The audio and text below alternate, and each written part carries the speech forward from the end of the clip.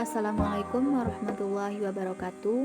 Saya Ramadhani Putri dengan NIM 1830105046. Saya dari Tadris Matematika 5B, IAIN Batu Sangkar. Di sini saya akan menjelaskan contoh soal grup permutasi. Di sini saya akan menjelaskan 5 contoh soal dari grup permutasi. Mari kita lihat contoh yang bagian pertama. Contoh bagian pertama adalah himpunan A yang terdiri dari X1, X2, X3, X4, dan X5. Maka cara permutasi dalam menyusun ulang elemen-elemen A antara lain. Di sini saya cuma memakai 3 contoh dari permutasinya, yaitu A1 yang terdiri dari X5, X4, X3, X2, X1, A2, X5, X4, X1, X2, X3, dan A3 sama dengan X3, X4, X5, X1, X2, dan seterusnya sampai dengan 120. Kak, mungkin teman-teman bertanya, dari mana sih datangnya A1 dan sampai A3 itu? Jadi untuk menentukan banyaknya permutasi dari himpunan A ini, kita lihat lagi rumus pada permutasi. Cara menentukan banyaknya permutasi cukup mudah, yaitu kita banyaknya himpunan kita faktorialkan. Jadi di sini kan himpunan A-nya terdiri dari X1 sampai 5 sampai X5, yaitu 5 buah. Jadi banyaknya permutasi dari himpunan A adalah 5 faktorial sama dengan 120. Tapi di sini saya cuman ingin memakainya 3 buah saja.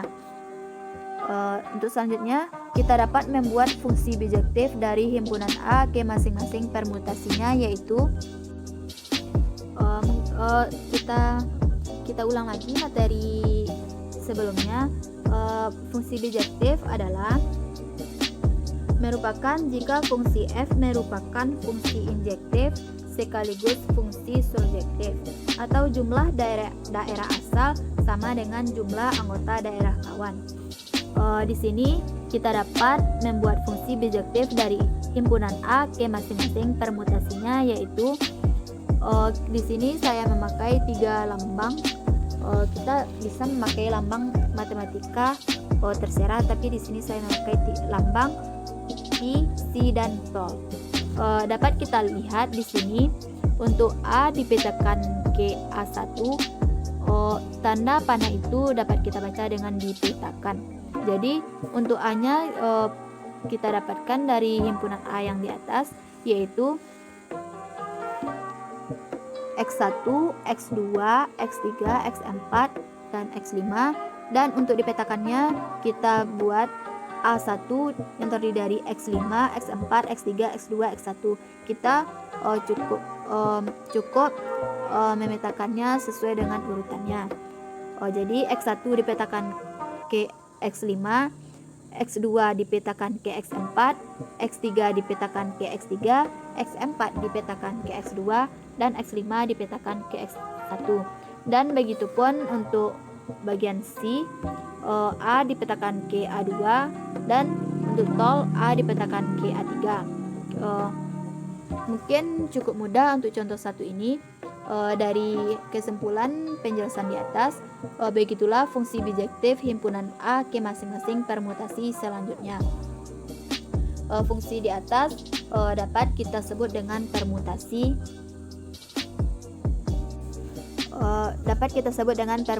pada sebuah himpunan. Baiklah, kita masuk pada contoh soal 2.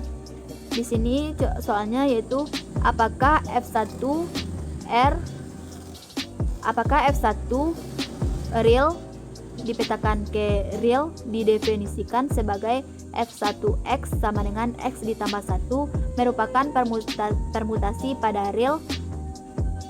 Pembahasannya kita lihat akan dibuktikan F1 adalah permutasi pada real, maka harus ditunjukkan bahwa fungsi F1 adalah fungsi bijektif.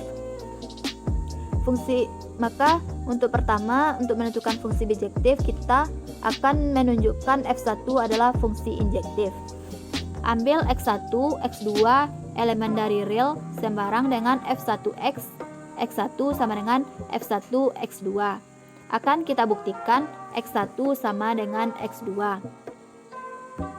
Kita perhatikan bahwa F1 X1 sama dengan F1 X2. Dan untuk F1 tadi dapat kita lihat yaitu X1 ditambah 1 sama dengan X2 ditambah 1. Kita lihat kembali pada rumus awalnya, yaitu Fx sama dengan X tambah 1. Selanjutnya X1 ditambah 1 dikurang 1, jadi masing-masing ruas kiri dan kanan. Untuk menghilangkan 1 kita dikurangkan 1 masing-masingnya. Jadi hasil akhirnya yaitu X1 sama dengan X2. Jadi F1 adalah fungsi bijektif. Selanjutnya akan kita buktikan F1 adalah fungsi surjektif. Ambil Y satu elemen real sembarang, akan kita buktikan terdapat X1 elemen real sehingga X1 sama dengan Y1. Perhatikan bahwa kita tuliskan Y1 sama dengan X1 tambah 1. Karena X1 sama dengan X1 tambah 1, maka terdapat X1 elemen real sehingga X1 sama dengan Y1. Jadi dari penjelasan keduanya, dari fungsi injektif dan surjektif, dapat kita simpulkan F1 adalah permutasi pada real karena F1 adalah fungsi bijektif. Selanjutnya kita masuk pada contoh soal 3, yaitu himpunan A 1, 2, 3, 4, 5, di mana tol permutasi dari A dengan pemetaan sebagai berikut. 1 dipetakan ke 4, 2 dipetakan ke 3, 3 dipetakan ke 2, 4 dipetakan ke 1, dan 5 dipetakan ke 5. Permutasi tol dapat kita sajikan sebagai berikut. Kita lihat pada tabel yang penjelasan yang saya buat di sini, yaitu tol sama dengan 1, 2, 3, 4, 5, di mana tol dikali 1, tol dikali 2, tol dikali 3, tol dikali 4, tol dikali 5. Ini kita petakan. Jadi hasilnya adalah 1 dipetakan ke 4, 2 dipetakan ke 3, 3 dipetakan ke 2, 4 dipetakan ke 1, 5 dipetakan ke 5. Jadi kita dapatkan matriks sebagai berikut. Selanjutnya untuk contoh 4, operasi perkalian dua permutasi. Kita misalkan A 1, 2, 3, 4, 5 dan kita definisikan tol dan tu adalah kita dapat melihatnya matriks dari tol 1, 2, 3, 4, 5, 1 dipetakan ke 4, 2 dipetakan ke 2, 3 dipetakan ke 5, 4 dipetakan ke 3, 5 dipetakan ke 1. Dan untuk tu 1 dipetakan ke 3, 2 dipetakan ke 5, 3 dipetakan ke 4, 4 dipetakan ke 2, 5 dipetakan ke 1. Untuk menentukan perkalian antara dua permutasi mungkin di sini cukup mudah, yaitu untuk mengalihkan dua permutasi ini, langkah awalnya kita susun matriksnya, matriks tol dan matriks tu. Di sini langkah awalnya untuk baris pertama itu tetap, yaitu 1 sampai 5. Untuk bagian 2-nya baru kita kalikan dari hasil 2 ini. Untuk 1 kita 1 kan di sini dipetakan ke 3. Jadi kita lihat bagian matriks pertama yang 3 kan di sini dipetakan ke 5. Jadi kita tuliskan di bagian ini 1 dipetakan ke 5. Dan begitu pula untuk selanjutnya, yaitu 2 ke 5, 5 ke 1. Jadi di sini kita buat bagian kolom 2 yaitu 1. Dan untuk 3 ke 4, 4 ke 3. Jadi di sini kita tulis 3, 4 ke 2, 2/2. Jadi di sini untuk kolom 4 kita lihat dapat kita tulis dengan 4/2. Untuk 5, 5/1, 1/4. Jadi kita tulis pada kolom 5 yaitu 5 dipetakan ke 4. Mungkin cukup mudah untuk perkalian 2 permutasi. Intinya untuk perkalian permutasi ini cuman kita lihat kolomnya, kolom terakhir kita lihat kolom terakhir dipetakan ke berapa, dan kita lihat untuk kolom pertamanya dipetakan ke berapa juga. Kita masuk pada contoh 5. Soalnya yaitu misalkan A 1, 2, 3, maka banyaknya permutasi dari A adalah 3 faktorial sama dengan 6, yaitu row 1, 1, 2, 3, matriks 1, 2, 3, row 1, row 0, matriknya 1, 2, 3, dan row 1 matriknya 2, 3, 1, row 2, 3, 1, 2, mu 1, 1, 3, 2, mu 2, 3, 2, 1, mu 3, 2, 1, 3. Maka kita peroleh himpunan SA sama dengan row 0, row 1, row 2, mu 1, mu 2, dan mu 3. Misalkan permutasi row 1 kita kalikan dengan mu 3, maka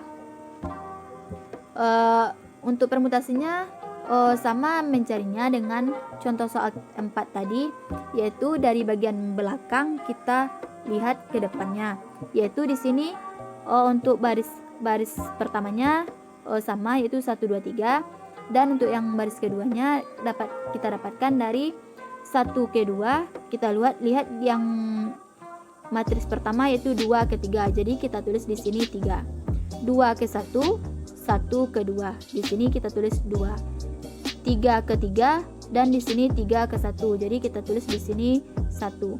Jadi hasil di sini kan 3, 2, 1. Jadi kita lihat yang banyak permutasi yang 6 tadi, bagian mana yang menghasilkan 3, 2, 1. Jadi 3, 2, 1 di sini adalah mu 2.